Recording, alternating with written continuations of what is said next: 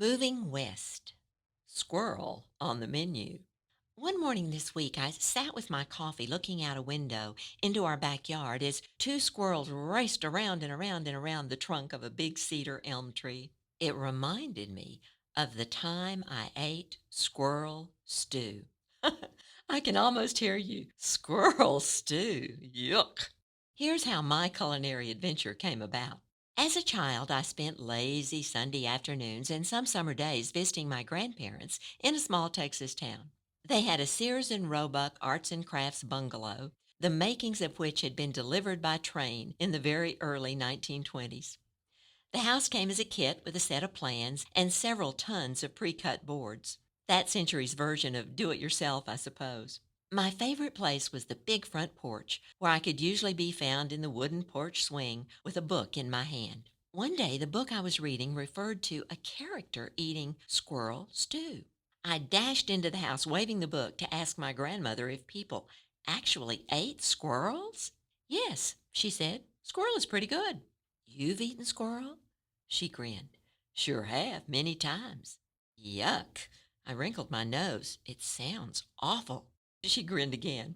Squirrel was a major source of meat in the 1800s, Laurie.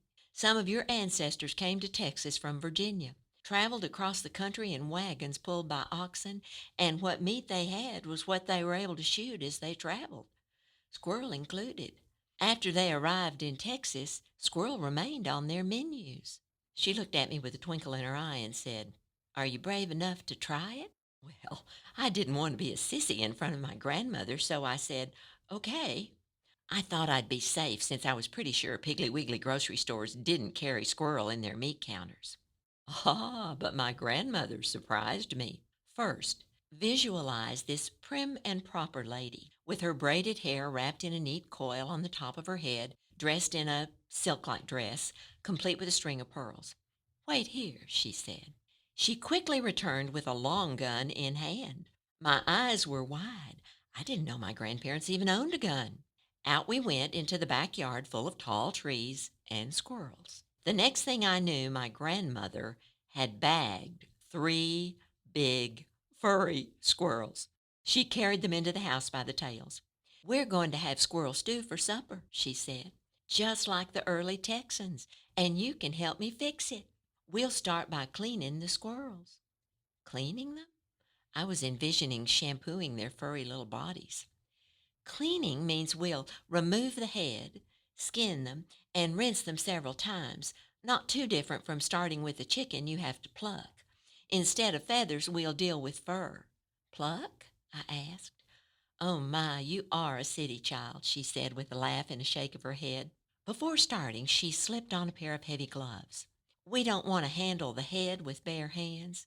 She removed the head and disposed of it. Then she skinned and washed the squirrels, finally cutting them into pieces. That one still has a tiny bit of fur. I pointed to a piece of the squirrel. Just take a kitchen match and burn it off. So I did. She handed me her large iron skillet. Melt about half a cup of butter. Use medium heat while I dust the squirrel pieces with a bit of flour. Then we'll fry the pieces until they're browned on both sides. We had to do it in several batches, but soon the pieces were browned but not fully cooked and transferred to a large covered Dutch oven. Next, she had me lightly brown 2 sliced onions in the skillet. Settlers may have used several bunches of wild onions, which they gathered as they traveled. We're using store-bought onions. As I stirred onions, she tossed in a clove of chopped garlic. They probably didn't have garlic handy, but we'll add some for more flavor. Once the onions were light brown, she told me, Toss 'em in the Dutch oven with the melted butter, the butter they browned in, and add enough light chicken broth to almost cover them. Settlers used water, but broth is more flavorful, she said. She sloshed in a bit of white vinegar. That was a bit more than 3 tablespoons of vinegar, I'm guessing. She shook salt, pepper, and a bit of thyme into the dish. Grab 2 of those large fresh tomatoes and chop 'em into nice chunky pieces and toss 'em into the pot, too. I nodded. Give all that a stir to mix it, and we'll put the lid on, bring it to a gentle simmer, and cook it on low for, about 20 minutes, maybe 90 minutes, until the squirrel meat will come off the bone easily. Now you're free to go read your book, she told me, as she put the lid on the pot, and we'll finish this after a while. An hour and a half later, she called me back into the kitchen. I've taken the squirrel pieces out of the pot. They've cooled enough to handle. Go wash your hands, Laurie, and we'll strip the meat off the bone. Soon we had a big pile of squirrel meat, which went back into the pot with several hands full of freshly chopped greens. Don't use collard greens, she said. They'll be tough unless you cook 'em first. We'll cook this about 10 minutes more until the greens are done. We could eat it this way, but it would be soup instead of stew. She grabbed a small pan. I'll make a white sauce with a bit of flour, butter, and milk. When it was thick, she ladled in some of the cooking juice to thin it, mixed it well, then stirred the white sauce into the pot, cooking it all gently and stirring until the gravy would coat a spoon. Meanwhile, I set the table. My grandfather came in from playing dominoes with some friends and washed his hands for supper. He walked into the kitchen as I was putting napkins by the empty bowls, and my grandmother was adding a green salad to the table. He inhaled deeply, lifted the lid on the pot, sniffed again, and said, Hattie, that squirrel I smell. Haven't had it in years. I hope there's cornbread too. My grandmother nodded. It's in the oven. What a treat! My grandfather hurried to his chair.